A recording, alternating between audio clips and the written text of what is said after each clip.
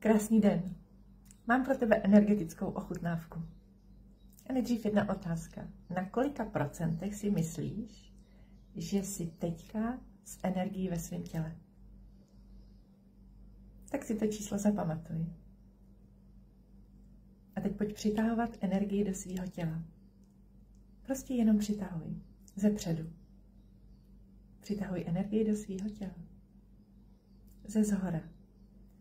A dýchej. Přitahuj zprava i zleva. Jo. I ze zádu. Přitahuj energii do svého těla. Ze všech stran. Zepředu. Ze zádu. A nechávej ji ve svém těle. Ze strany. Zprava i zleva. Ze spodu. Přitahuj energii do svého těla. Jo.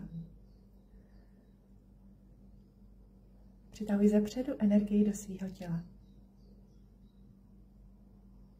Přitahuj ze zádu energii do svého těla.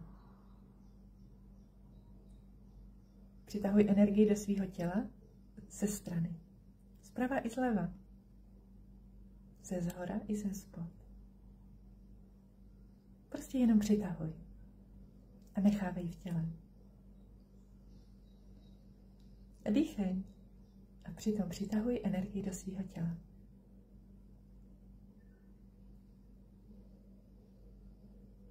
Přitahuj ji zepředu. Všechnu energii přitáhni do svého těla zepředu. A přitáhni i ze zádu. Z obou stran. Přitáhni si energii i ze zhora.